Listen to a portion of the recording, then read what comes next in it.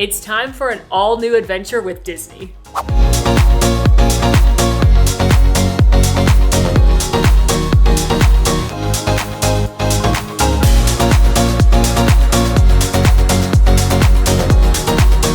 So that means that Walt worked on these structures. He worked on them when he was building the railroad. I'm wildly emotional right now. Hey there, ma'am fam. We are on an Adventures by Disney trip. This trip is the Disneyland Resort in Southern California trip.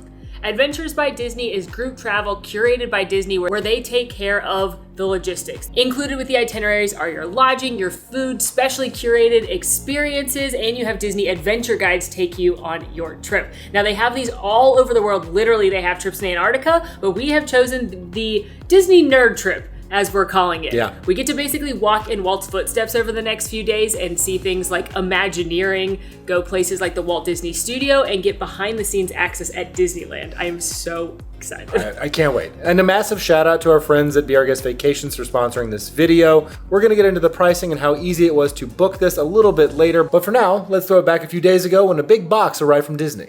All right, this big box arrived. From Adventures by Disney. Everyone gets one of these when you book a trip. We don't know what's in here, but I think we are supposed to bring the stuff that's in here. So let's open it and find out what's inside, shall we? Oh, there's more things. Oh, there are more There's things. more things. So many things. Hold, please. We have. Hold on, I've got them. A backpack. It looks like it can convert to a tote too, like it's a multifunctional ABD bag. We have hats. And we have luggage straps that will help identify our luggage to be picked up when it is in the pickup area. Yeah, one of the perks of Adventures by Disney is it's like a full service vacation, so they pick your luggage up for you and everything. And all we had to do was email Kim, our Be Our Guest Vacations travel agent. She gave us suggestions for when we should arrive. So we booked our flights and then sent those to her. And now we just have to put these and our luggage tags, I think, much like a Disney cruise, on the luggage, and they'll take care of it for us when we get to the airport. They also have included the Adventure Guide gratuity packs. You can go ahead and pre-plan your gratuities or make sure to bring these with you so that you can pack those gratuities. Please tip the Adventures by Disney guides. It says, check the email address to make sure you get a handbook. We did get that. It's a digital handbook. Pack together, bring all these amenities along with the paper luggage tags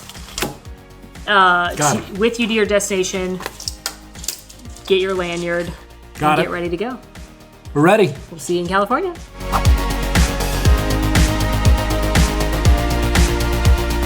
The Adventures by Disney trip / our travel agent advised us that we need to be either flying into Long Beach, which is a smaller, more convenient airport, or LAX, which is, you know, a nightmare. But there was a direct flight to LAX, and they're picking us up there, so that's what we're doing.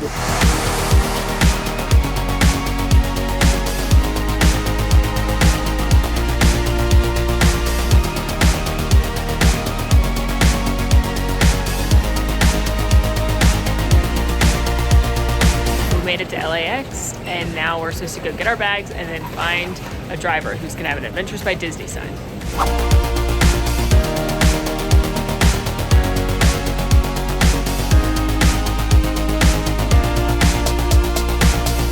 Okay, we have made it to the Lowe's Hotel, which is quite literally in the middle of Hollywood. We've got the Chinese Theater like in our back door practically. And we went to check in and we're told that we don't actually have to check in when you're on the Adventures by Disney trip, that we just need to go up to the mezzanine level and check in with the Adventures by Disney guides there because they've already gotten our keys and have everything ready for us. So that's where we are headed now. Just as a frame of reference, here's the amount of luggage that we're bringing. I'll give you a guess on how much is Molly's. Our transport gentleman, very kind driver, asked us if we were moving here. I get where he's coming from. All right, we checked in with our adventure guides, Lori and Dean. One of the perks of coming out on an Adventures by Disney trip is that you've got Disney cast members that are the best of the best with guest service, and they like manufacture the whole trip and make sure everything's good to go. So they gave us our keys, gave us our itineraries, got everything, and now we are checking out our room here in Hollywood. We'll do a little rapid fire room tour for you. And here we have the influencer taking video footage of the hotel room. This is what we call B-roll. Oh, he spotted us. So once again, we are staying at the Lowe's Hollywood Hotel. This is the hotel chain that, interestingly, is partnered with Universal as well over at their resort in Orlando. Just a standard 2-queen room, pretty nice large room. I looked it up. This room rack rate would have been $229 before any taxes and fees if we had paid out of pocket. But 2 beds right here. You've got a bedside table right here. A little chair area if you want to do some contemplating or looking out upon Joaquin Phoenix and Lady Gaga. And then again, like Hollywood Boulevard is literally like right there. Like the Beetlejuice sign, that's the Dolby Theater. It's right there. And when I say Hollywood Boulevard, I mean like the Walk of Fame, the Chinese Theatre is like right over there, the El Capitan, all right there. A desk right here if you need to pen someone a letter. Or throw your things on top of. Yes, that is what we have done. But if you wanted to write someone like, "Dear friend, I saw Walt Disney's star on the Walk of Fame today," you could do that right there. Keurig, TV, mini fridge, closet with robe, ironing board, safe, nice bathroom, shower, commode, sink, and last but not least, Dad's, here's our thermostat. So overall, a pretty nice standard hotel room. It's lovely. The lobby's beautiful. The team has all been very nice here. And I would consider this a good hotel if you were coming to Hollywood, like not on an Adventures by Disney trip as well, and you wanted somewhere that's easily accessible to lots of different places. I would also note that Universal is 6 minutes away pending traffic. So there you go. Okay, now we are successfully zhuzhed. I no longer feel like I'm wearing plain around, and we have a couple of hours of downtime before the festivities really begin. Today's the arrival day, so because not everyone's here at the same time, we don't have anything on our schedule until dinner. So we have a few hours to explore Hollywood on our own. And Alan, I just realized, has not been on the Warner Brothers studio tour for like a decade, and a lot has changed. They've got new props. They've got a whole new setup. It's a really cool tour. So we're going to go do that. Now, we're not going to take our camera on the tour because videoing is not allowed for the majority of the tour, but we are going to take copious photos where we can. But we'll see you back here for the welcome dinner. Bye.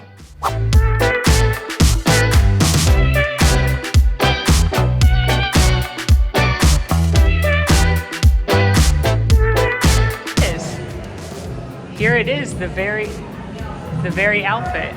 Well, when I want to ready. This is when they get engaged. The dog. Oh, a throwback Ross outfit. Killer boat shoes, dude. I like this pattern. Hello. Cool Beetlejuice stuff too from the new Beetlejuice. This is awesome.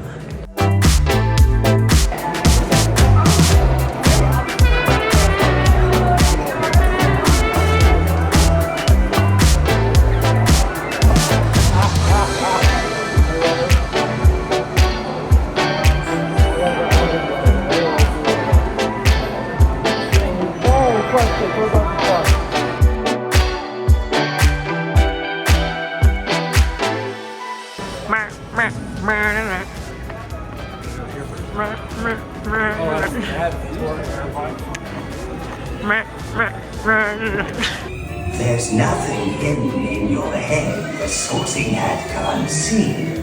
So try me on, and I will tell you where you ought to be. Conscientious and hardworking. Great thing to be. Hufflepuff is the home for you. That sucks. Cunning, shrewd. Let's see. Slytherin!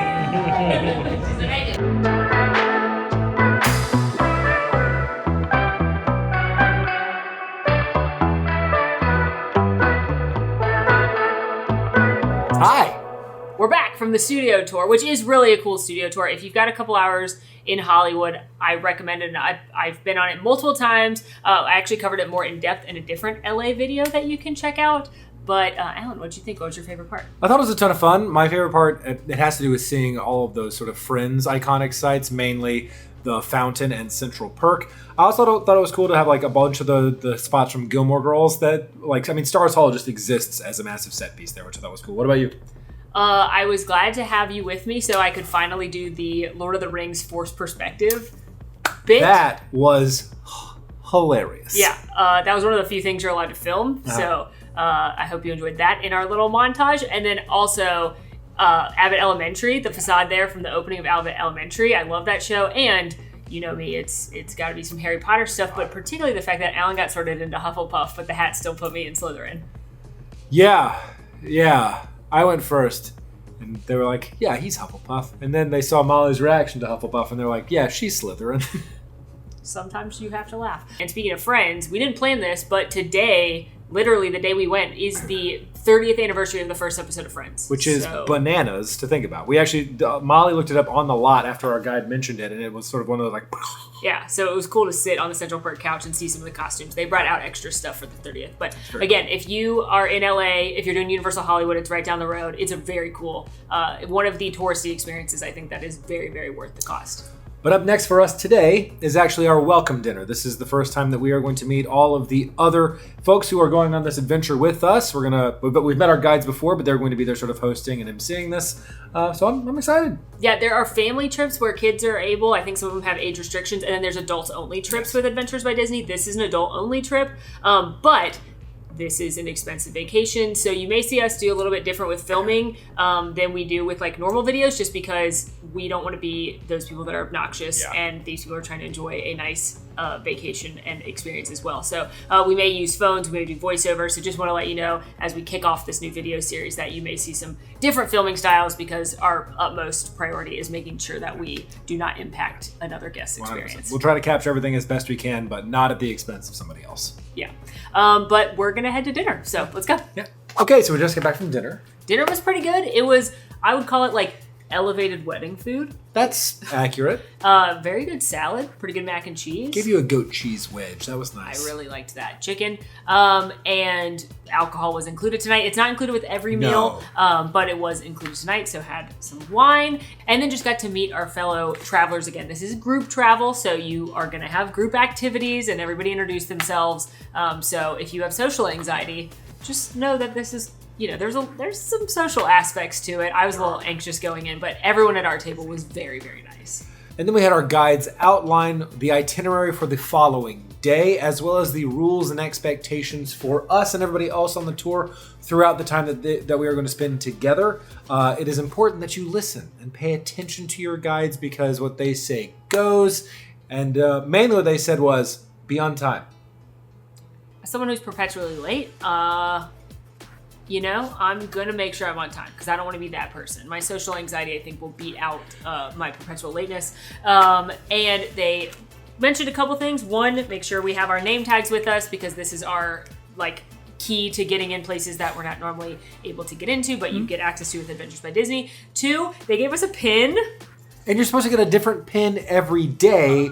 And every single Adventures by Disney trip has a different series of pins that are given throughout the trip. And the pins all kind of match whatever you did that day. And so since it's the start of our pin and we're on the Walt journey, we got it all started with a mouse with a Steamboat Willie on it. And it's really, really cute. And then they also gave us a copy of The Little Man at Disneyland, which is a book that the Disney company produced Golden Books. As kind of an advertisement, if you will, for Disneyland. So fancy.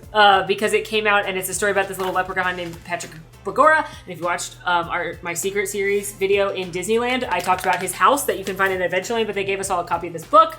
And it was just like a nice welcome dinner getting to know people. But before we go to bed this evening and wake up tomorrow bright and early, I will be there at 7 a.m. We did want to share a few more details about Adventures by Disney.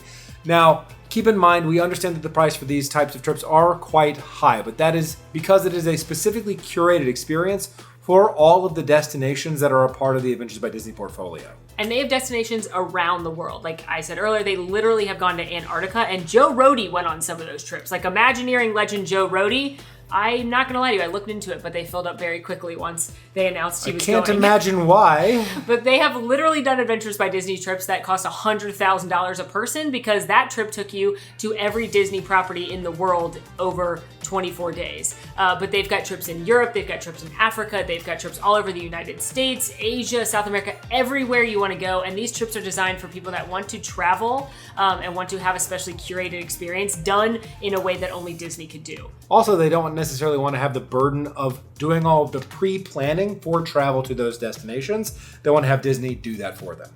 This trip is definitely a little bit different because for us, obviously we could plan our own trip to California, but I can't go to Imagineering.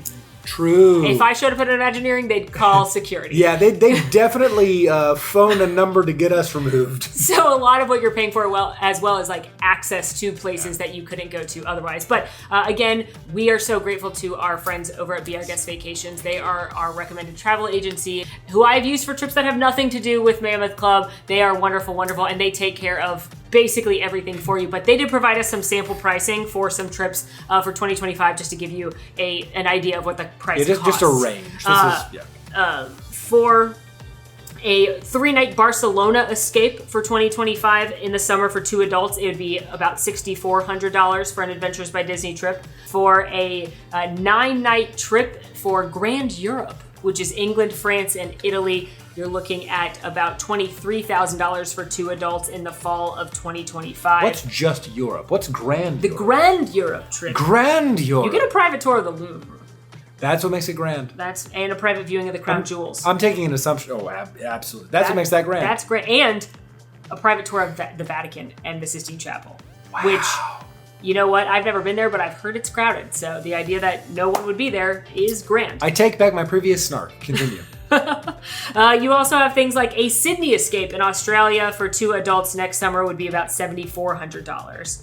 For this trip, the price was $10,598 for the 2 of us. That does not include air travel. That will not include any souvenirs we purchase. There's a couple meals that are not included, but that is going to include our lodging through the 5 nights, the majority of our meals, 4-day park hoppers to Disneyland, specially curated experiences with the professional travel guides. And again, on this particular itinerary, you're looking for the access to things like Imagineering, the Walt Disney Studio, backstage experiences at Disneyland, and beyond.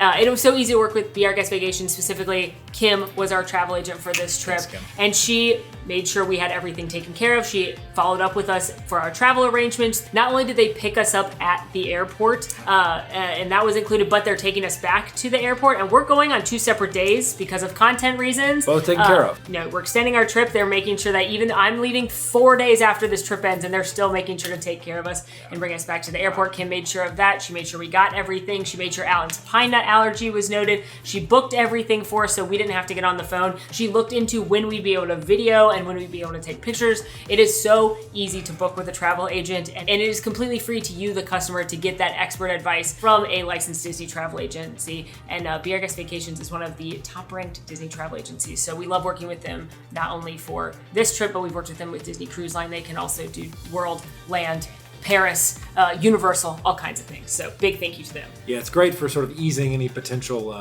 worries that we might have had when making these decisions and traveling. So we're really grateful. But I think that's it for today. This is day 1, the welcome day here in the Disneyland Resort and Hollywood tour. We are going to be up bright and early and hit some places here on Hollywood Boulevard, so we'll see you then. See you tomorrow morning, everybody. Nickelodeon is playing every episode of Friends. We have to go watch that It's their now. 30th anniversary. I know, we got to go watch I'm every seeing episode of Mrs. Friends. Chenandler Bong right there.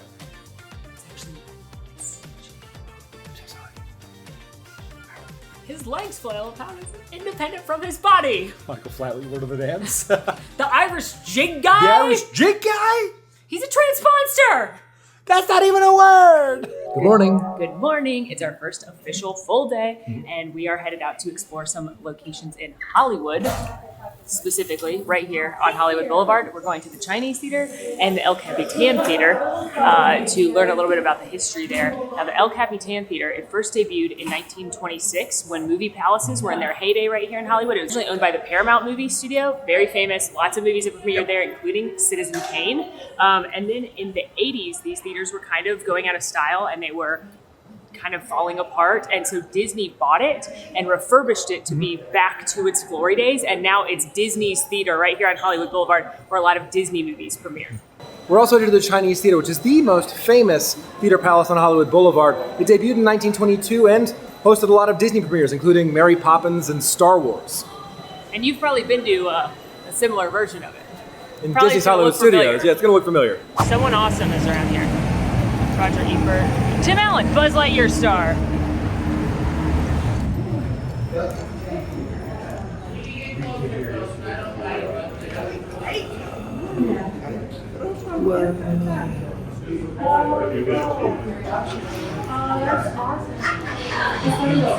Absolutely stunning in here. And in addition to doing premieres of new Disney movies and series, they do like throwback movies here at the El Capitan, and they just did Coco because it's the Halloween season. And this guitar was actually used and modeled for the movie. This is Ernesto de la Cruz's magic guitar. Look how beautiful it is in here. Those murals and light fixtures as well. It's absolutely stunning. I put it on my bucket list to come see a movie here once, and on a trip that I came without Alan for some content, they happened to be playing Princess and the Frog about an hour after I landed, and I dashed over here, and it was awesome. So if you need a cool thing for your bucket list, I recommend seeing a movie at the El Capitan. The El Capitan was opened in 1926 as a live play theater, and it stayed that way until 1940 when Charles Toberman, the builder of this establishment, was approached with a highly intriguing offer. He was asked to host the premiere for this small film. What was the name of it, Carrie? Citizen Kane. Right, Citizen Kane. Anyways, it must have been pretty successful because we reopened our doors as a movie palace, and we stayed that way through multiple ownerships until 1988 when this small company, the Walt Disney Company, partnered with Pacific Theatres and spent 3 years renovating the place to look exactly as it did in 1926. We reopened our doors in 1991 with the premiere of The Rocketeer, and believe it or not, there was actually a loop-de-loop roller coaster right out there in Hollywood Boulevard for our guests to ride before they saw the film. Cool. Yeah. Wow. They ended up finding about 80% of the original molding still intact when they removed all of the other stuff. So they were able to do a historic restoration rather than a complete. Yeah, she's coming up in a moment. And then when she went through, she came up to the theater around 1997, and she has gold leaf paint on her. You can even see the Fox logos, the Fox theater logos on the side here. And it was funny because William Fox was basically such a cheapskate. Most of the pipes and the blowers are behind the opera boxes on both sides. So we have come inside of the El Capitan Theater, and first of all, it is absolutely stunning. And we've met the oldest working cast member here, which is an organ by the name of Ethel. It was built in 1927, and she came here in the 90s, but she's stunning. And if you come to see a movie here or a show here about 30 minutes before showtime, they typically have an organist come play. And I cried so many tears when the organ was playing Disney music before seeing Princess and the Frog. It's absolutely amazing. We also learned that about 80% of the molding is original, and they were able to restore it back to its absolutely beautiful glory. But in this, so beautiful. Applause. We're now backstage at the world famous El Capitan. Fantastic. Where you're standing, some of your favorite stars have stood waiting for their chance to go out at their world premieres. Now I'd like you to look up. There's tons of equipment all around you. A bit of it is down right now so that we can set up for the show, but there's actually so much equipment back here that it's equal to the weight of a locomotive. Whoa! Yeah. I wouldn't want to be back here during an earthquake because nobody wants big thunder falling on their head. Now if you look over here, you'll notice an old-fashioned pulley system. Back in the day, military men used to fight for the chance to work here because it was a paid workout. But nowadays, because we're Disney, we can do it all in the magical touch of a button. All right, so what you're about to see is the Richard and Robert Sherman brothers dressing room. Do you folks know who Richard and Robert Sherman are? Yeah. Well, fantastic. They're Disney legends. Of course, everybody knows this. They worked on Mary Poppins and a little tune that gets stuck in everyone's head, It's a Small World. After all, they were Walt Disney's favorite composers. Now I'm going to take you inside here, and there's a short video presentation that we have from Richard Sherman. There was a ribbon across it, and it said, Richard and Robert Sherman's Star Dressing Room. And I said, what a nice sign. Why did you do that, especially for tonight? And the next thing I know, they opened the door, I walked in, and there was the most amazing thing, a tribute to Bob and myself, that is going to be here always, and I'm so thrilled about the El Capitan doing this for us. And come on, join me. Any of you seen the Shaggy Dog remake with Tim Allen? Yes. All right, well that remake had a dog named Cole. And Cole was actually here for our showings of the Shaggy Dog remake, and we had a little stage show with him where he came out with his trainer and showed off all the tricks he learned for the movie. Well, one day, our manager on duty gets a call and it says, "Hi, this is Cher's manager, and she's gonna be in your back alley in about 20 minutes, and she'd like to meet the dog." And of course, our manager thought this was a joke because who's getting called by Cher's manager just on a random day? So he was like, "Yeah, sure, Cher's manager is gonna be in the back alley soon, whatever." And we dismissed it. But then sure enough, just 20 minutes later, a Bentley pulls up in our back alley, and who walks out but Cher and a little girl? And they come up here, they meet Cole and the trainer, they talk to them for about an hour and a half, play with the dog, and leave without even watching the movie. We're in the green room, and they have this wall of autographs from all kinds of people who have been here for movie premieres. And you've got like Mike Wazowski, drawn by Pete Docter, Floyd Norman. Drew Sully. These are animators and directors. Floyd Norman was the first black animator for the Disney company. Pete Docter is current CEO of Pixar. Don Hahn, producer of Lion King, drew himself. That's awesome. Alan Tudyk wrote Bahawk, which is for Hey Hey. The O has Maleficent's horns. This is so cool. All right, so this is the El Capitan's It's Not Easy Being Green Room, because of course we love Kermit the Frog here. Now there are 3 theories as to how the green room got its name. One of them is that acting was obviously around way before electricity and all of that. And it was actually believed that green projected light better than any other color.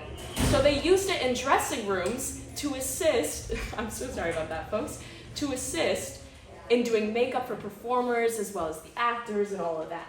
My favorite theory comes from Shakespearean times, and it involves how there was so much dialogue in Shakespeare shows that he believed if he put shrubbery in the green rooms, it would produce more oxygen for the performers and assist them in getting through all the words they had to get out. Shrubbery. And the third theory is that VIPs, celebrities, actors, and all of that, they hang out in here, so we're all green with envy. Richie, one of the creators of Fantasmic, she used to work right here at the El Capitan, and she was the stage manager for all of our stage shows. Well, one day she got the bright idea for Fantasmic, but she had an idea that was impossible at the time. She wanted Mickey to appear at the blink of an eye without throwing himself into a stage of Disney fans, of course. So she actually consulted with NASA and designed the patented Mickey lift. Now there are only 3 of these in the US, one in my home park of Florida, one in the park here in California, and one right here at the El Capitan. Now I'm gonna have you folks circle down and out to take photos of the Mickey lift, as well as the Mickey lift controller. Mickey lift.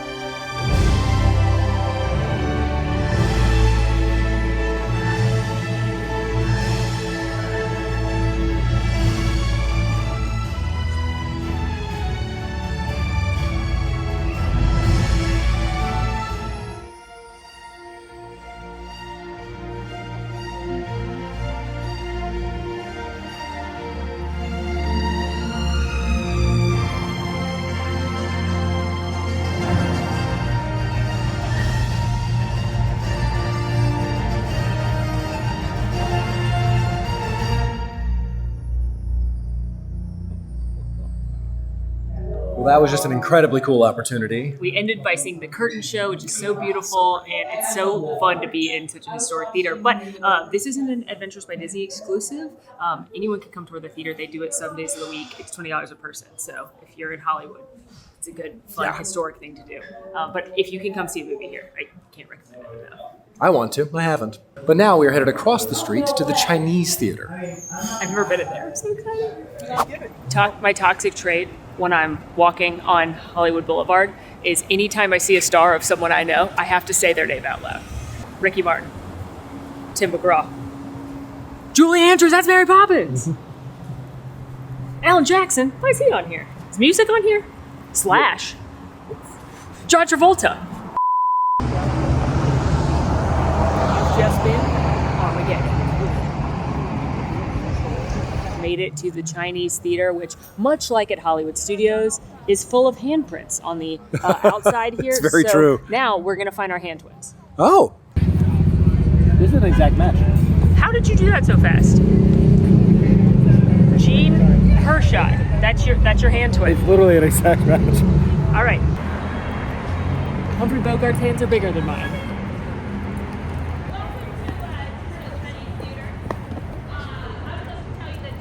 With my nails, Gregory Peck.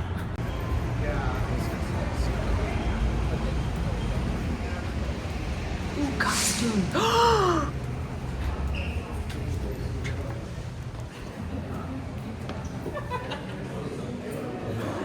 Is this real?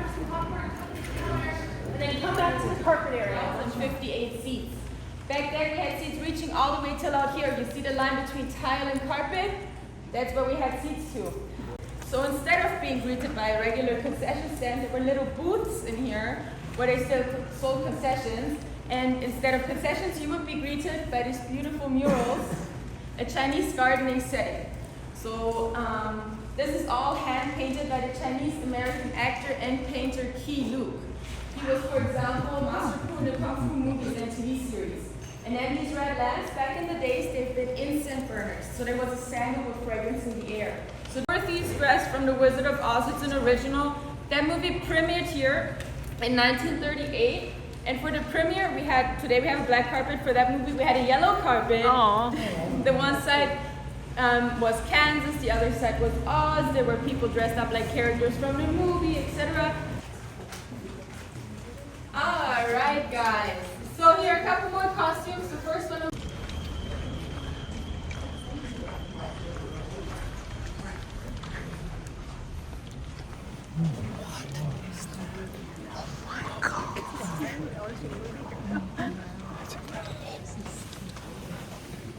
Whoa. Welcome to the main auditorium. As you entered this auditorium, you entered the world's biggest IMAX auditorium. That means it's the biggest capacity of an IMAX theater. It's not the biggest screen. It's in the top 5, but the biggest screen right now is in Germany, the biggest IMAX screen. But not only did the theater, do we host premieres, we've also been part of movies. For example, we've been featured in Forrest Gump, or most recently, for example, you see these big pillars on the sides? They've been imported in sections and then stacked on top of each other and fixed with giant brass staples. They don't do much to the structure, they're decorative, but they're hollow inside and they work as fans for our air conditioning system. When we exit, you'll see that. Also, you see that big wooden centerpiece that was also shipped from China in 3 parts. They put it together, brought it up here, the red lanterns on the side, etc. So there are a bunch of things imported, but in the end of the day, we're built in the Chinese style. Now you see the carpet and the chairs. These are replicas from the originals. The chairs also got a bit more comfortable over the years.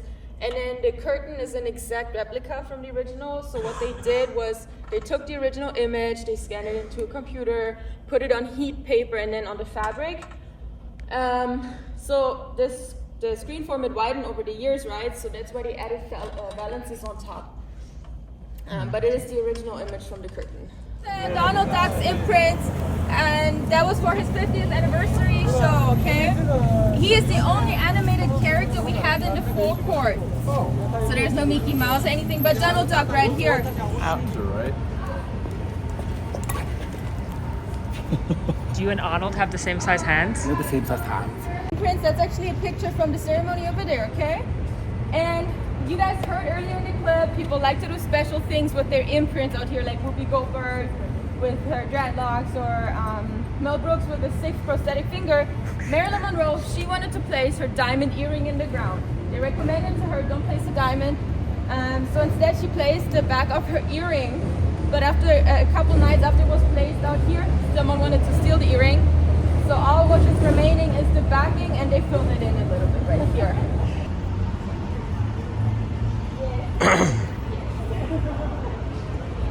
I could stay awake. I don't have the hand. Harry Stamper and I are not hand twins. I did not have big enough hands to save the world.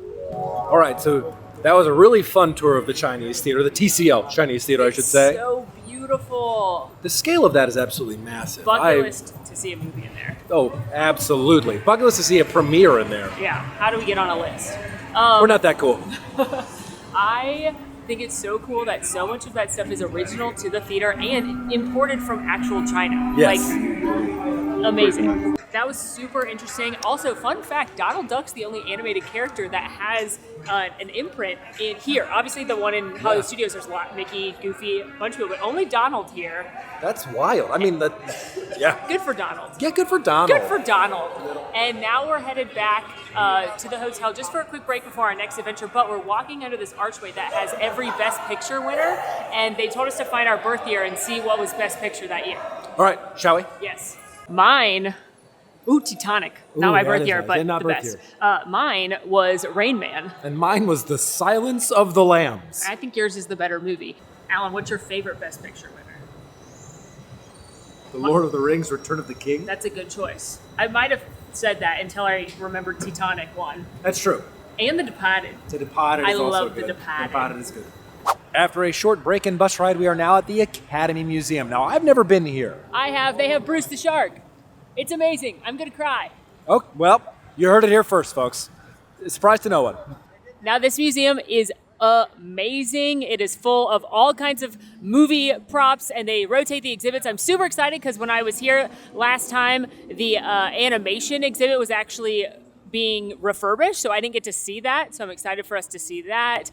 And this is a self-guided portion of the adventure. So we're going to get our tickets and just have a little bit to explore here. I will say originally on the itinerary, we were supposed to go to the Jim Henson studio, but unfortunately we're not able to, so they changed the itinerary. But I'm very excited to see Bruce and for Alan to experience it.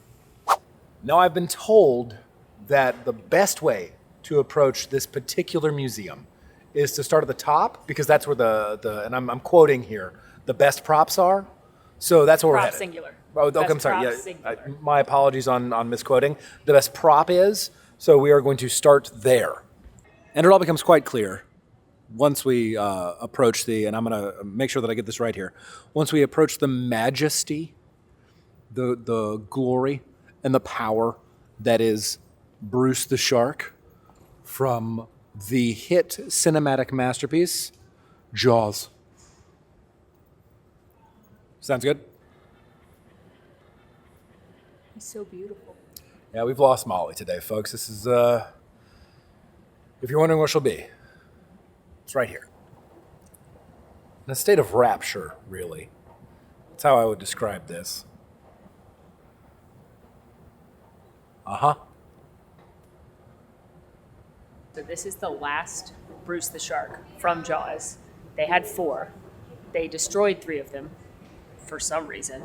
And this is the last one. And he was found in a junkyard. And they had to remodel him and restore him to his glory. But isn't he beautiful?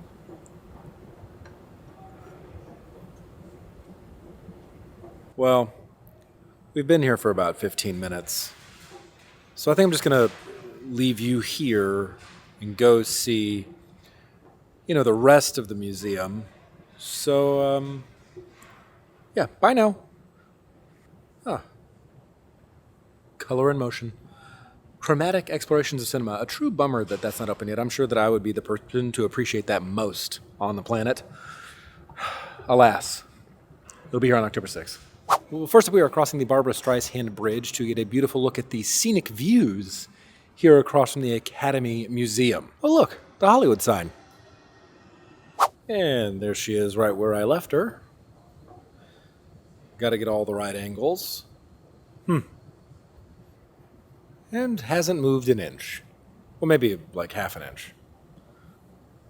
You still good, or? Black eyes like a doll's eyes. Black eyes roll over white. Aha. You want to go explore, or? You seen Bruce? Okay.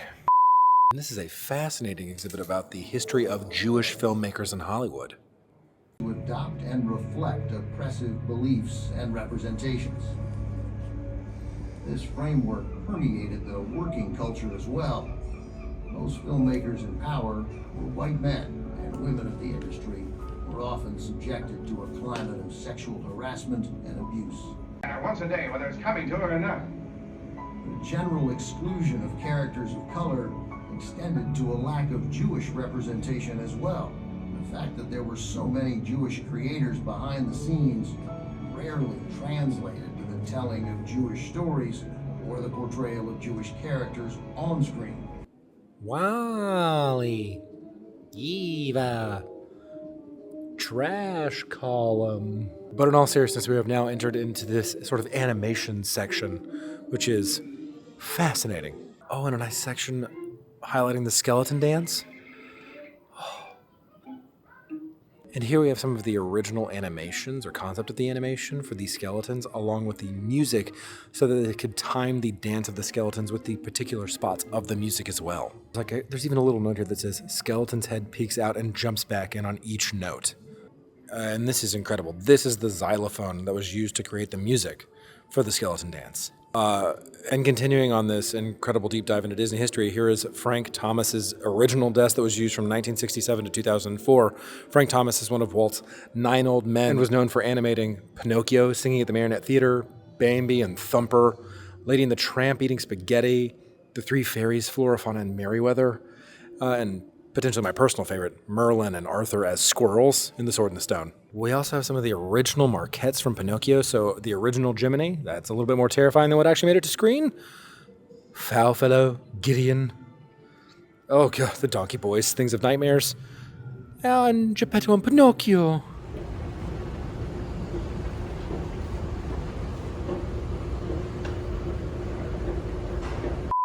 Alright, so this room is super cool. This is all about science fiction, fantasy, and horror movies. And I'm gonna go find some of my favorite characters here. Why, oh why didn't you take the blue pill? Here you have Morpheus from Matrix. What an iconic look. I want that trench. It's very cool. Oh, well, Spider-Man's cool. Look at him swinging into action. I am C-3PO, human-cyborg relations. Alright, for all you Star Wars nerds out there, you're among good company. Look at all of these amazing things. Okay, so we have the Stormtrooper helmet worn by John Boyega as Finn here. Rebel insignia ring, Rey's lightsaber hilt. That's super cool. Obviously, the iconic melted Darth Vader helmet. And also we have all of the Porgs, their puppets and animatronics down here. That's super cool to see. Well, she has relocated down a level. Any interest in continuing our explorations, or? Okay, well, the Academy Award for Toy Story 3 Best Animated Feature Film. Thanks for the trauma. Heck yeah. The award for visual effects for Star Wars. 1977. You know, Molly would love this if she wasn't lost to Jaws. Little Titanic representation. I also just sort of turned around into what is kind of a horror film here. We have some life-size masks of individuals. Clark Gable, Don Cheadle, Grace Kelly, Mel Brooks, and Jack Nicholson. Hello. Ready to go? We've got to go to the store, see if there's any new Jaws merch. So, did you have fun? I've got an expertly crafted pumpkin spice latte right here, and I saw Bruce, so yes. It's a good day. Did you have fun, though? I had a blast. On your first visit? Yeah, I had a blast. I'm super excited for that color and cinema exhibit to open. I actually did. Hopefully, like to see that. We can come back and see that. Yeah. This museum is really cool if you're a movie buff, if you're a pop culture fan. There's so much to see. They're always changing the exhibits. I would check online if there's an exhibit you really want to see, because make sure it's open. I have now missed the Toy Story Zoetrope twice. But we have a full video on this museum if you want to know a little bit more details about it. And I think we're going to lunch. Yes, we are headed to lunch next, and then we have a surprise outing afterwards. It says Disney Brothers Studio. So the Disney family came out here, but this is where Walt started his company. This is the first time, and then they moved to the Hyperion, but this is where it started. So Mickey Mouse was not created here, but this was the start of the Walt Disney Company. We've made it to our lunch destination in Los Feliz, the section of Hollywood where Walt Disney would have had his studio and lived. And it was cool because on the way here, we got to see a lot of iconic Hollywood buildings, including some that inspired things we all know and love at Hollywood studios, like Sunset Ranch Market and Crossroads of the World, and the original location of the Disney Brothers studio. And for lunch, we are stopping by Tam O'Shanter, which was opened in 1922 and was a favorite spot for Walt to go and grab lunch along with his animators.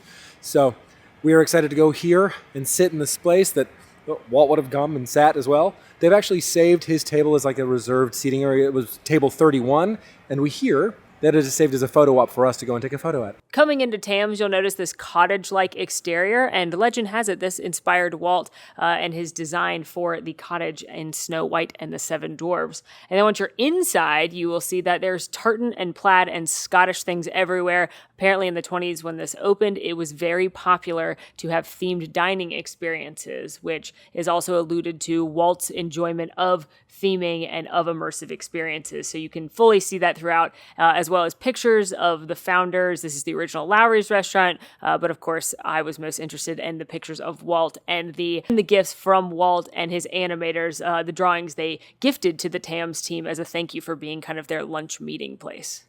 It's so cool in here, and there are Scottish flags and tartans and a lot of scotch, which we did order, but now we get to come to Walt Disney's favorite table, table 31.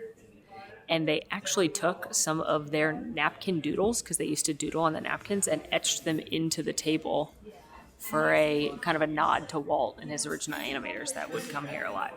And look at little Mickey. Oh, this is so cool. They're a little hard to see, but I love all the kind of doodles and things. And one of them right here, oh my God, Alan, come. It's a volcano. Oh, good. Which means lava. Yes. Under the table business deals right there. Okay. Walt Disney loved under the table business deals. You heard it here first. I can't tell what this is. Is it a dinosaur? I think it's a dinosaur. It's giving Universe of Energy. It's giving the train in Disneyland because there's its head. But most importantly, the lava.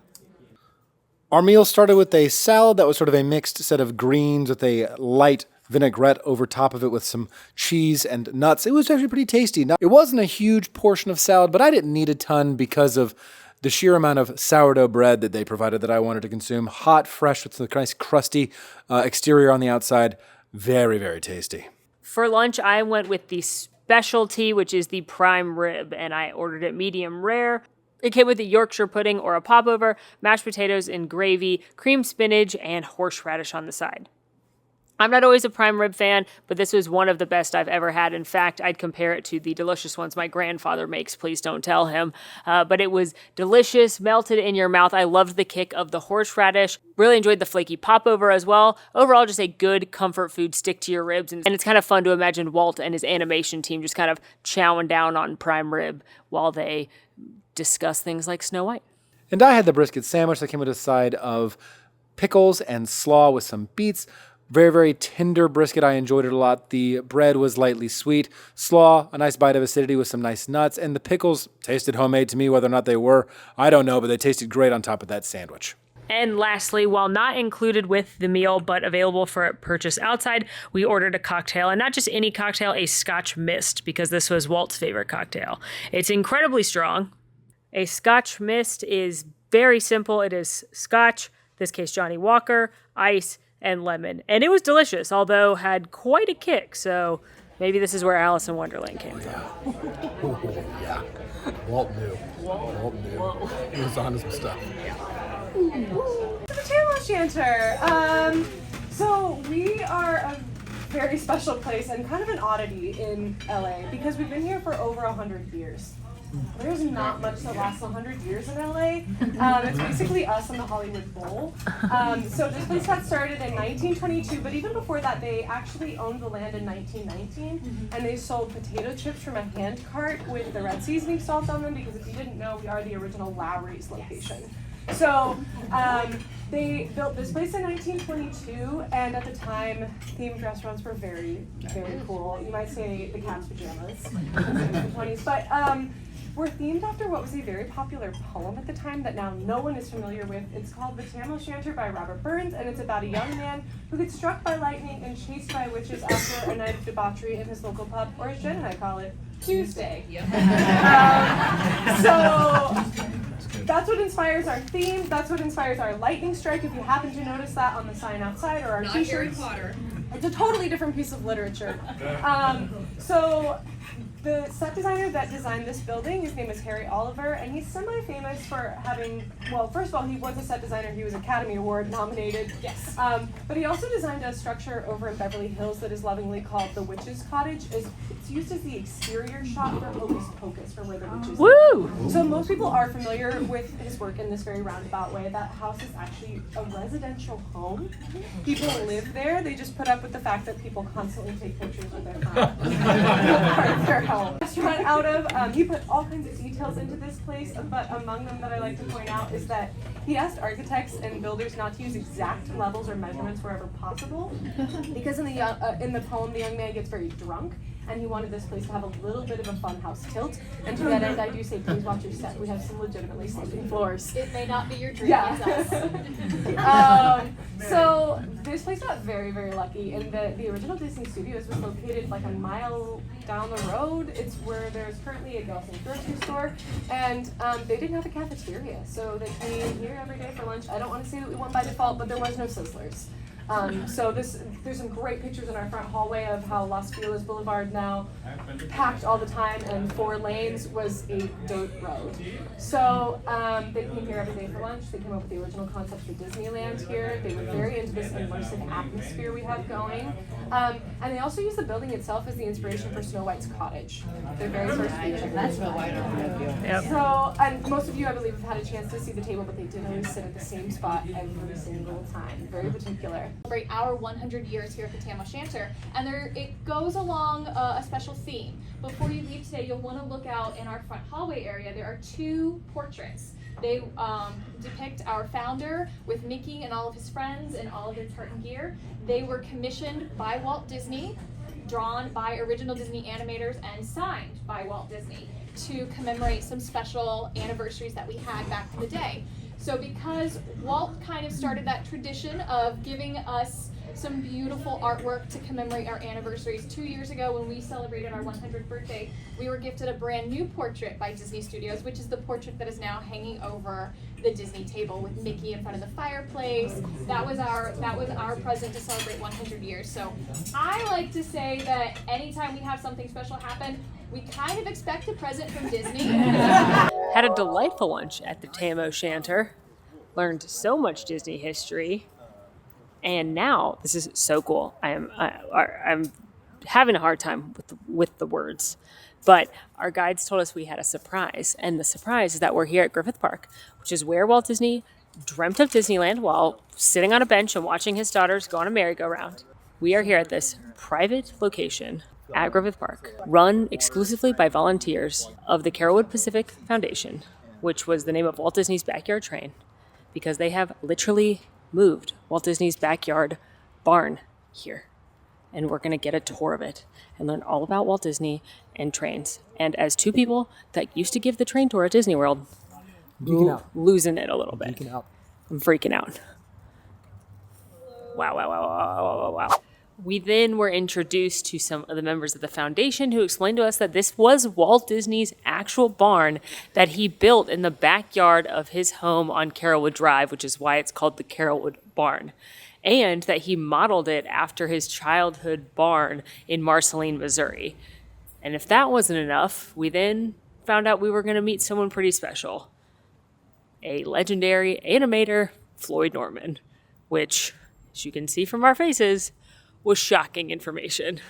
Floyd Norman started with the Walt Disney Company in 1956, worked with Walt Disney himself for a decade, and continues to consult for the Disney Company to this day, and has worked on Pixar movies.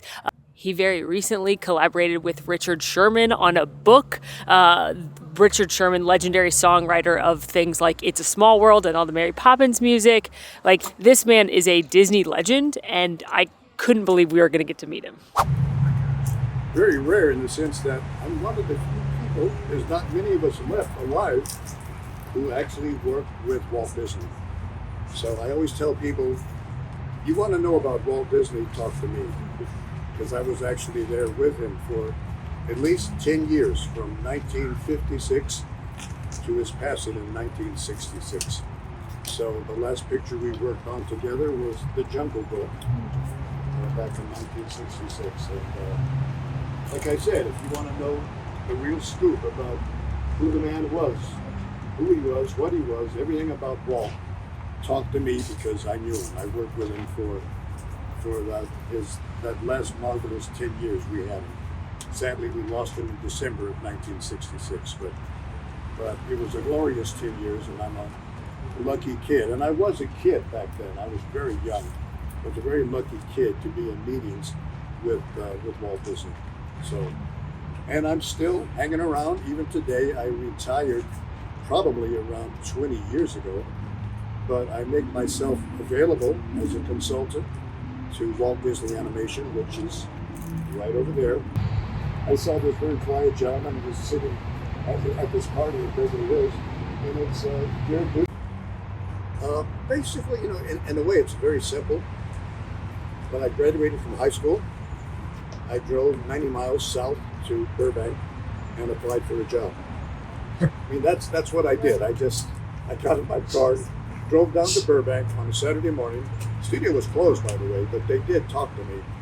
And that was my first meeting at Disney. I didn't get hired, by the way. I did not get hired for at least a couple of years later. But 2 years later, they gave me a phone call while I was watching the Mickey Mouse Club on television. The Jungle Book. He wrote songs for us on that. And then we did this book together before he passed away. But it was the last project we worked on together. It's called A Kiss Goodnight, based upon a song Richard wrote for the Disneyland theme park, and it explains why we have fireworks at Disneyland every night. Kiss Goodnight. It's in the good shot. Okay, so Floyd Norman is here. He is an animator that worked with Walt Disney. I talked about him recently, I guess somewhat recently actually, in the Black History Month video, because he was the first Black animator at the Walt Disney Studios. And he has done everything from The Jungle Book to Toy Story 2 and Monsters, Inc. And he worked with Walt for a decade. And he's here in front of my eyeballs. Yep. And I'm Losing not keeping it together well. Nope. But we have let other people go talk to him first. And so now we're exploring the beautiful exhibits. But I did buy a copy of his book because they're selling it, as well as some other books, and we're going to get him to sign it, and I'm going to try and be cool. You won't be. Neither will I, but it's going to be great. Cool. I'm also not being cool around all this cool railroad and train stuff, so we're going to show you that. By the way, this was an opening day Disneyland railroad car. Yeah. It's just right here. Yep, right there. So, if you've been following us for a while, you know that both Molly and I are big Disney history nerds and train junkies, specifically the Walt Disney World Railroad, and how it originated with the Carolwood Pacific Railroad at the back of Walt's home on Carolwood Drive. So throughout here is a whole little mini museum setup dedicated to Walt and his love of trains. I'm losing it because right here we have Roger Brogie's toolbox. Roger Brogie was known to... Roger Brogie worked on the multiplane camera, folks. He revolutionized filmmaking and also was Walt's assistant to make his railroads come to life, which is... The fourth engine at Walt Disney World is called the Roger Brogie. There's the Walt, the Lily, his wife, the Roy, his brother, and the Roger Brogie. Which is represented here on this miniature version of the train. And throughout, you have a whole host of different railroad-related memorabilia, from the train cars that, where Walt was a news butcher on years ago. He sort of sold newspapers and cigars on railroad on different trains, which many say inspired his love of the railroad in later life. And here we have pictures of the 5 majestic trains in Disneyland. And as we move toward these exhibits at this end, it starts with general railroad lore and love to how they actually brought that to Disneyland itself. In fact, there's an actual poster of a rendering of the first sort of map of how Disneyland would be laid out with the railroad around it. And then that, of course, that love of and then Bob Gurr, and then the love of trains extended to the love of a futuristic train called the monorail, and then we have sort of was inspired by the Viewliner, which is this original concept drawing here that inspired the monorail in the parks. Whoa! So we met Floyd Norman. He signed his book that he wrote with Richard Sherman. Richard Sherman, the Richard Sherman who wrote It's a Small World. And not only that, we got to talk with two Imagineers who have worked on things like, I don't know, Great Moments with Mr. Lincoln. And Indiana Jones and Pirates. We didn't film those things because it was like an intimate conversation at Film Here to just these nice older gentlemen like shove a camera in their face, but wow. And now we are in Walt's barn, which is also very cool, and I'm kind of losing it a little bit, or a lot of it. Yeah, after stepping into this legitimate piece of history and doing like a little walking tour, I can tell you that I'm incredibly overwhelmed. The first thing that really stands out to me isn't really any of the memorabilia. It's the fact that any of these workbenches that are freestanding were hand-built by Walt. So that means that Walt worked on these structures. He worked on them when he was building the railroad. I'm wildly emotional right now. Speaking of things that are just absolutely incredible, this train here. Molly, do you want to explain what that train is? It's the Hogwarts Express. Yes, and? It is the train that inspired the Hogwarts Express, which we were just told. But also, there's a fun story. I know I've talked about it in a Secrets video with Harper Goff, who became an Imagineer. Walt and Harper got in a bidding war over this exact train in London. And Walt won, but he was so interested in the man who was trying to outbid him that he offered him a job. And Harper Goff worked on the Jungle Cruise, eventually worked on movies like 20,000 Leagues Under the Sea. And unfortunately, Walt Disney, try as he might, they could never get this train to run. Oh my gosh. And there's so many cool things to talk about in this entire structure, but this is the original switchboard, the track control that Walt would use to operate the Carolwood Pacific Railroad. It's original. It sits in this corner here. There's actually a photo of Walt using it inside this barn. It feels wild standing in a place where Walt stood. Very humbling. Or Big Thunder. The Rainbow Caverns, right? Yeah.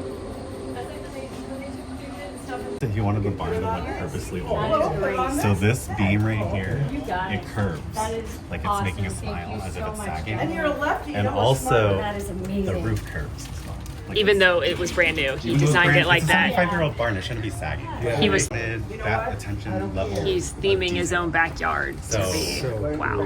This was actually in the barn, or the barn was actually in the movie. In the movie, so cool. If you ever watch the movie and you read their workbooks and stuff. Back when you had to make props by yourself, you couldn't just CGI it. This was all there on their notes and stuff. Oh man, I missed some. Or Big Thunder. The Rainbow Caverns, right? Yeah.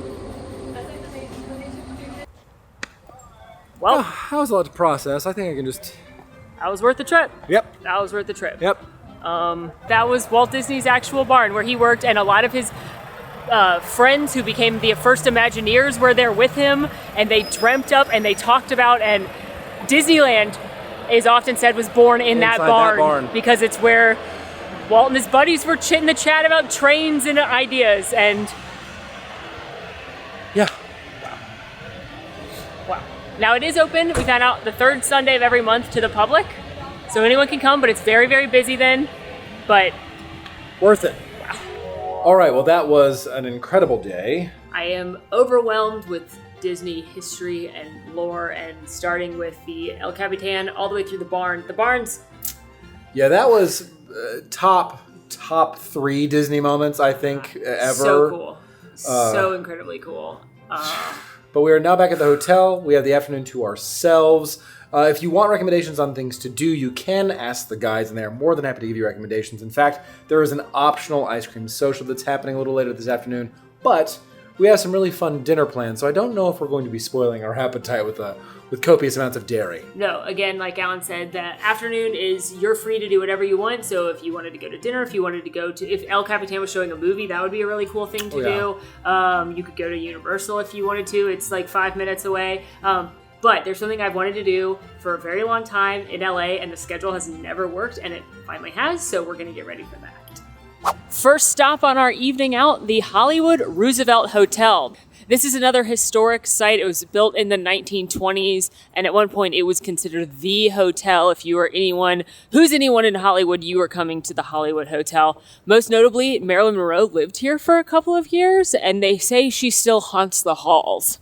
Now, for us and fellow Disney fans, you may recognize the lobby when we walk in, because this is the hotel that the Imagineers used as inspiration for Tower of Terror. But we're headed in there for a pre-dinner cocktail so we can pretend it's Hollywood, 1939. Amidst the glitz and the glamour of a bustling young movie town, the Hollywood Tower Hotel is a star in her own right. You know, all joking aside, this does look a whole heck of a lot like the Hollywood Tower Hotel. What? Oh my gosh, even the chandelier up top, the columns, the wall sconce work. I think just to be safe, we should not get on any elevators at this hotel. That's a good news, because we were planning on staying at a bar called The Lobby, so that does say we're going to be on the bottom floor. Yeah, that's safe. Yeah, I agree. What'd you just say? Okay, first of all, we were told no cameras in here, only phones, so sorry for the change in audio. But Alan was just pointing out these beautiful sconce detail, and we were looking at how gorgeous the ceiling is and the light fixture, and I said, they just don't make buildings like they used to. Mm-hmm. Which makes me 1,000 years old. We got martinis, see? And we're gonna talk like this the whole time. No, we're not. Mine's vodka with a twist, eh? Here's looking at you, kid.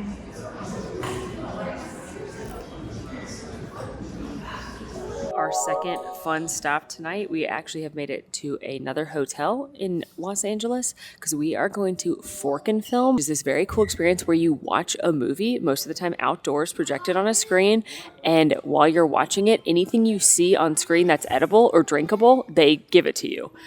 So I was targeted marketed this on Instagram, and I've been obsessed with it and wanted to go ever since. They've done Harry Potter, they've done Willy Wonka, they've done Hocus Pocus, they've done Princess and the Frog, and they have a spot obviously here in LA. They have one in New York and a couple other cities, and we've always wanted to do it, but the timings never worked out, and just so happened to check, and that on our one free night on our Adventures by Disney trip, they're doing Coco, so we're going to watch and eat Coco right now.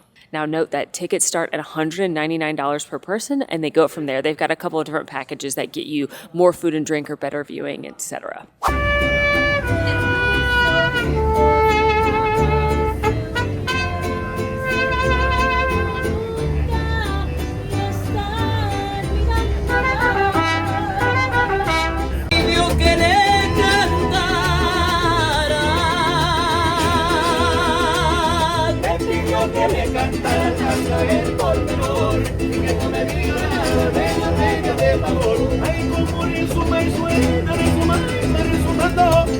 Now, obviously for Fork and Film, we were not going to film and talk over and ruin other folks' experiences. And as we sat down with that beautiful music in our ears, we had chips and guacamole as well as some salsa. The guacamole was fresh, quite nice. Chips fried there and very fresh. And I really enjoyed the smokiness of the salsa. We were also given taco de los muertos, which were carne asada tacos. Very simple with a corn tortilla, cilantro and onion that you could add yourself. And it was phenomenal. The meat was cooked perfectly. And these were accompanied by the marigold margaritas, which were anejo tequila, orange juice, grapefruit juice, lime juice, a little bit of vanilla bean syrup, sparkling grapefruit water, and a candied orange and a grapefruit salt rim. And we were noted that marigolds guide spirits back to the living because of their bright color and scent, which of course is a major theme in Coco. This was a perfect margarita, a little bit of tartness, but definitely not too sweet. And just as we saw tamales on screen, we had abuelitas tamales. This came with flautas, which had beef short ribs, salsa asada, crema, pickled red onions, and cilantro, along with sopes de pollo al ajote, which is achote marinated chicken, miniature sopes, fresh avocado slices, tomato cilantro salsa, lime crema, radishes, and toasted pumpkin seeds, as well as tamales oaxaqueños, with corn, black beans, banana leaves, roasted tomato salsa, fresh crema, and charred corn kernels. This was an appetizer sampler from heaven, frankly. My favorite of these were the tamales because they were cooked perfectly. The masa was so light and the interior was not super heavy. I could have eaten 50 of these and been a happy camper. And as we started to see the ofrenda in the film, we also were offered ofrenda de mole, which were braised chicken thighs, a mole sauce with toasted sesame seeds, fresh cilantro, saffron-infused yellow rice, and fresh herbs. And it is noted in the film and on our menu that on Dia de los Muertos, food is placed on the altar to nourish the visiting spirits. Mole is a traditional Oaxacan sauce that is made with chocolate. It is very rich and has a strong depth of flavor. You can taste that slight sweetness. The chicken was cooked perfectly, fell right off the bone, a very delicious entree. And for our dessert, we had achu, which was dulces tradicionales, so some traditional sweets. We had concha, which is pan dulce or sweet bread. Pastelito rosa, which is pink cake. And then galletas de boda, which are wedding cookies.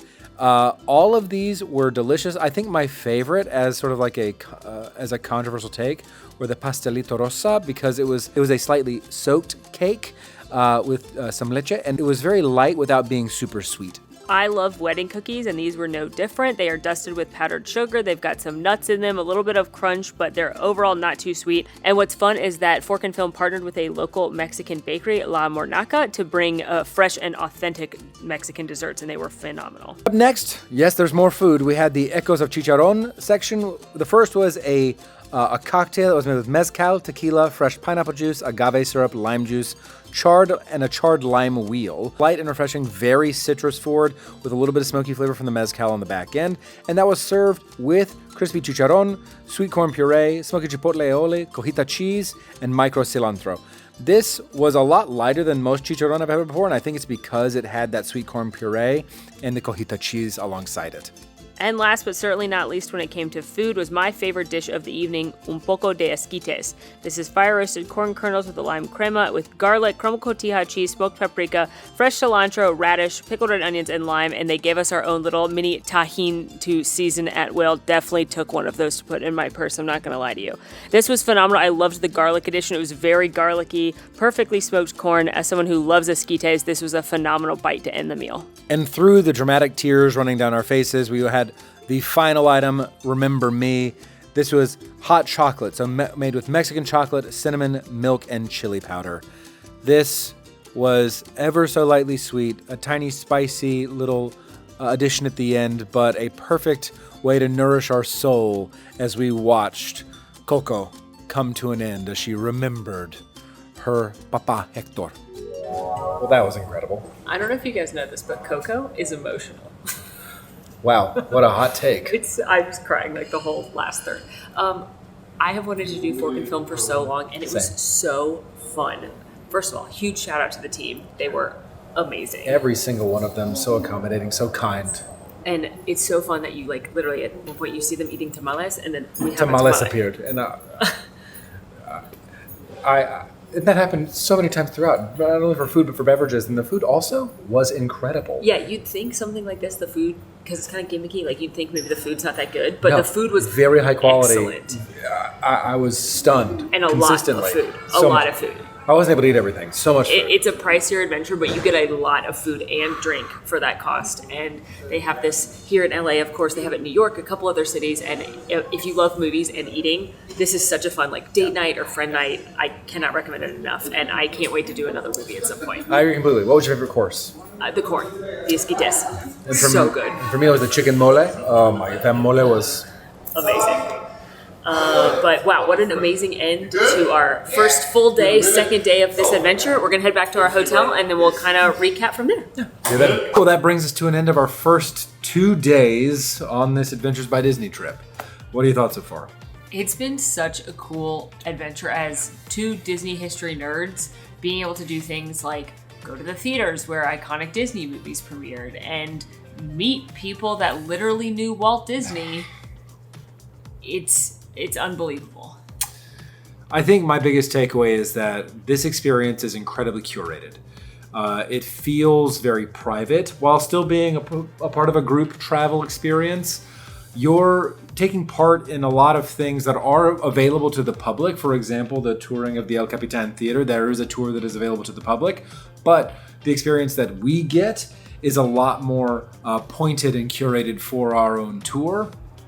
And in the case of the Carolwood Pacific Foundation, that felt distinctly specific for us. Yeah, they said when they're open on Sundays, the few times they open, there's like 1,200 people that go. So it's wild. And from what I understand from the guides and from fellow travelers who have done other tours, that kind of private experience extends past this tour. For example, one of our fellow travelers was talking about how they did the Italy tour and you got a private tour of the Vatican. Right. Which anyone can tour the Vatican, but from what I understand, it takes a letter to the Pope. I don't know, I'm not Catholic, but it's a big process and a big planning to go tour things like that. And the fact that on these trips, things access to places like that just is taken care of and included, I can see why people love Adventures by Disney. See why it's a draw. Okay, so of the 2 days, I know one's kind of like a half day, including a welcome dinner, and this being the full day. What's been your favorite thing so far? I think we probably have a very similar answer, but I'm just sort of curious. I'm just going to point this out. Yeah. We got this book that was written by Floyd Norman, and he signed Richard it. Sherman. And he drew a Goofy for us. Yeah, he did. He drew my boy Goofy. We talked to him again after off camera again, and he drew Goofy for us. So the fact that someone that knew Walt Disney, who I've talked about in videos before and admired, we got to meet him. So wow. The entire time spent with the Carolwood Pacific Foundation felt really unique. I know that Molly and I, as former cast members, had this very different appreciation for the folks we got to talk with. Floyd Norman, and then there were 2 Imagineers who, again, we spoke with off camera, but their stories of what they've worked on with iconic attractions like The Great Moments with Mr. Lincoln, and then documented how special effects worked for across property, which is, so I just want to be like, so talk to me about Pepper's Ghost, right? It's the ability to talk with people who have fundamentally impacted the way that we have lived in our careers, both here in this job and prior to, felt really, I don't know, it was pretty awe-inspiring, and it hit in a very different way. I was also very pleasantly surprised by the fact that we got like a free evening tonight. One of my hesitations with Adventures by Disney is that it's very curated and very scheduled, and that's not typically how I like to travel. So I enjoyed the fact that for the evening, night tonight, it was do whatever your heart desires. And we had an idea for that, having been Forkin film, but we didn't know about the Roosevelt being so close until our guides pointed out, hey, this is a cool place you can go to get cocktails, and it inspired Tower of Terror, and it's like, oh, we're gonna do that. Let's go to the lobby and see how it looks. And I love that, and if you didn't know about Forkin film, or insert here, I love the idea that you get free time, but you still have very knowledgeable, reliable guides to give you good recommendations. So if you're scared of or intimidated by traveling somewhere, it helps take out some of the nervousness of planning a trip somewhere. Maybe not Hollywood. Hollywood's not super intimidating to travel to, but international destinations, for example. Absolutely. But we have 2 more videos to make. That is 4 more days to spend on this adventure here throughout Hollywood. And we kind of have 3 more videos. Yes, that's right. That's right. I would say there's Oogie Boogie. Oogie Boogie Baby. Oogie Boogie Baby. You're right. Oogie Boogie. So that's going to be a ton of fun. But that's it for this one. Also, we get to go more exclusive places tomorrow that you can't get access to otherwise. The Walt Disney Studio. Imagineering. We're headed to Walt's apartment. So we will continue to be dramatically emotional about Walt Disney history. About all the things. And so make sure to watch the other couple videos. We get some cool experiences at the Disneyland Resort as well. Yeah. And thank you again before we sign off to Be Our Guest Vacations for sponsoring this video and this adventure. This has been so fun, and you guys made it so easy to go on this adventure with. Thank you to Kim, our agent, for reminding us repeated times, like, don't forget this thing, don't forget this thing. It makes it so easy, and as you know, when emails get buried in your inbox, it's nice that someone's like, hey, don't forget to pack these things, and appreciate that. So big thank you to them. Thank you to all of you for watching. It is because of you guys that we get to do cool things like this. We're so excited to share this adventure with you. But we've got, like Alan said, a couple more videos. So. Yeah, and we've got to be up. We have a 7 a.m. wake-up call, which, as creatures of the night, To be clear, I want you to understand, 7 a.m. bags need to be ready. Yeah. So 6 a.m. wake-up call. So anyway, friends, be sure to like this video, subscribe if you're new, follow us on all of our socials, and please come join with the Man Fam in the conversation on Discord. We would love to have you. The links for all that are down below. And until next time, friends, I'm Molly. And I'm Alan. And it has been, like, the most magical ever. Yeah, it really has been. And I'm sure we're going to save that until maybe the next 2 days. But for now, we have to sleep. Night. Good night.